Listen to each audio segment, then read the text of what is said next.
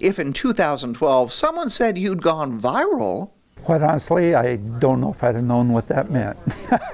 Dennis Packee soon got an internet crash course with a concentration on Facebook. I didn't understand what Facebook really was.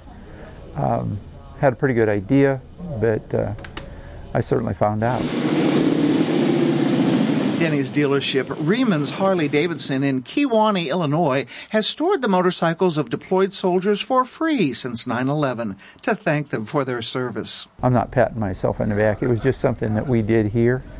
And I think from that, I think there's several other Harley dealers now doing it, which I'm proud of them for doing that. In 2014, Denny thought he was doing business as usual by responding to a letter. They got this check for a storage bike, and she was apologizing. She apologized that she was late for late payment on storing her bike over the winter. And my wife said, you know, she's from military. And I said, you know, we don't charge for military. So we composed a letter, and I thought it was a great letter. We put the check in it and sent it to her. And then Denny's phone started to ring and ring. At first, Denny thought that Jamie and Chris Waters had a lot of far-flung friends and family. After a day of phone calls, though, he asked one caller from Fort Bragg how he knew the Walters. He said, no, sir, I don't know Chris. I said, I don't quite understand. How do you know what I did for Chris Walters? He said, Facebook.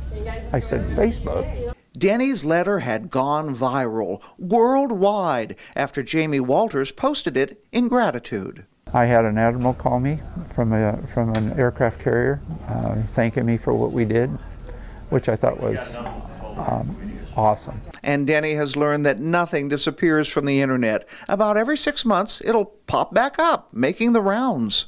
People see it, didn't see it before, and they know that it was done 3 years ago, and it doesn't seem to bother them. It just seems like they want to thank me, and be honest with you, I thank them for calling me. Denny has come to embrace the internet. I think it's a very informative thing, and not only that, you can keep up with what the youth is thinking, what the older people are thinking.